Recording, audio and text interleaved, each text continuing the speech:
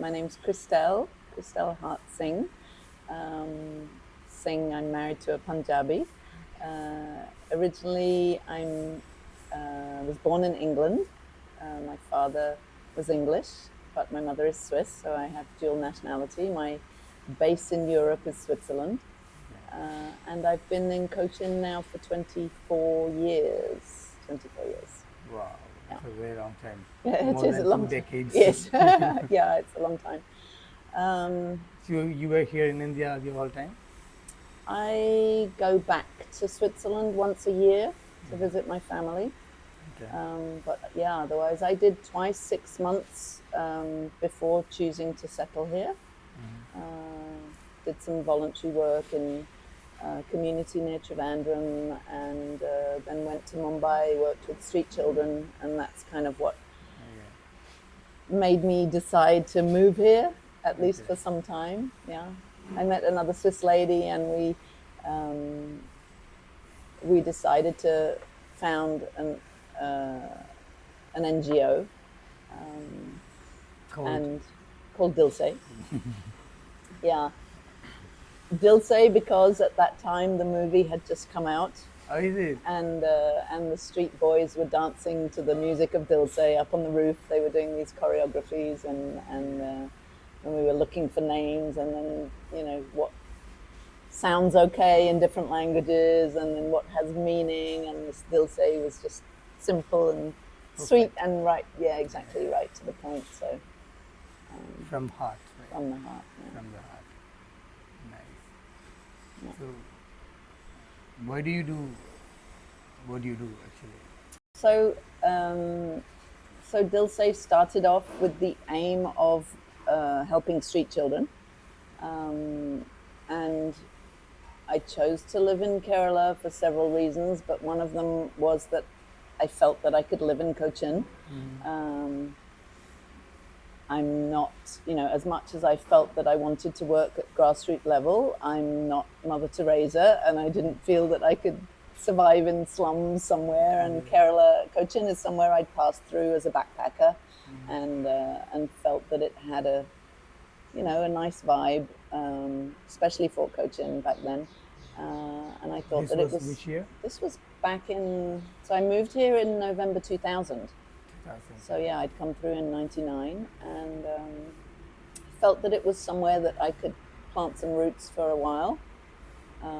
Didn't think I'd still be here, but I did a moral contract with the organization and said I'll be here for 5 years.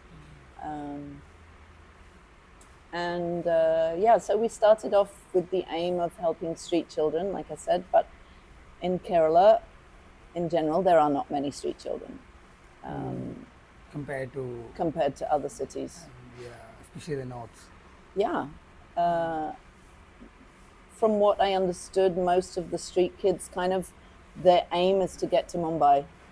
That's where the big lights are, the Bollywood and the cricket scene, and all the famous people are in Bombay. So they end up, the ones that run away at least, get on a train, and they might get off in a station and say they get off in Cochin.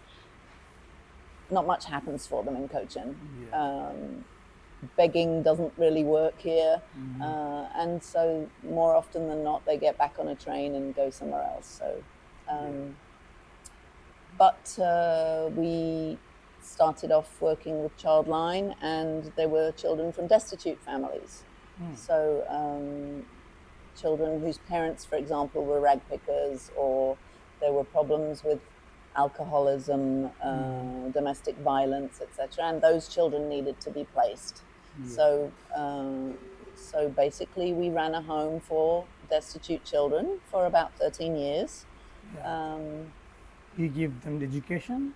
Yeah, they went to local schools, and basically lived with us. I think we took care of nearly 28 children over those 13 years. Some of them would come for a short amount of time, and then some situation got better at home. And towards the end, the kids had grown up, and most of them were able to go back home, because we try and support the families as well, however we could, because ideally the children should be with their parents. Yeah. So then one of our little girls who had been with us for about 5 years, she went back with her parents. Her parents wanted to move to Bangalore, and she went with them. And then about a year later, we got a call from a social worker from the Bangalore train station. They'd found this little girl, and she was by then 13, and she'd run away from her parents, and she wanted to come back to Cochin. By then, our children's home, we'd registered it as a boys' home because we had no girls, and it needed to be properly registered. So I couldn't take her. But we still wanted her to be in Cochin because that's where she knew people and felt safe. So she was brought to the government girls' home, and there they discovered that she was pregnant. Oh, yeah? Her parents had forcefully married her, and she'd become pregnant at the age of 13. And so she was shifted from the government girls' home to a home for destitute women. She was not a destitute woman, she was a pregnant teenager. What is a destitute woman? It was a home for women from the streets, women who, don't have a job, who can't fend for themselves. Often there were some women who were mentally challenged as well.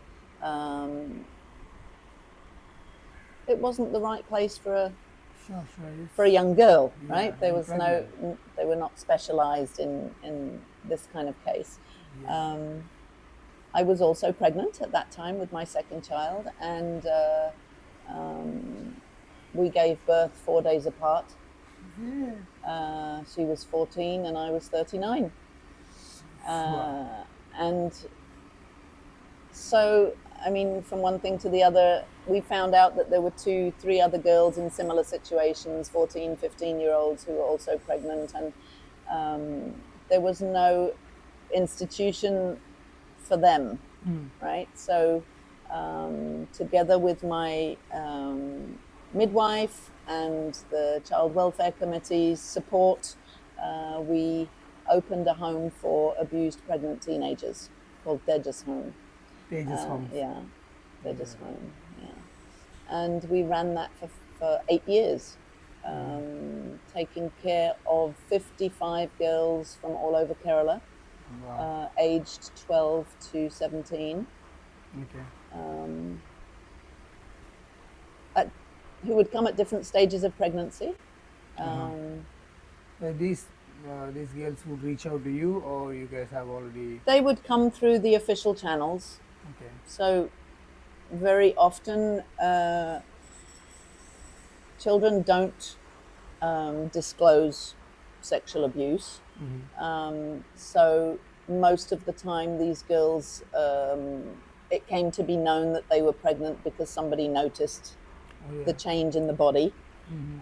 And maybe that was a parent or a neighbor or a teacher, and then a complaint was filed with the police. Perhaps the doctor filed the complaint, and then they would go to the Child Welfare Committee, who would then send them to us. So every single case was different.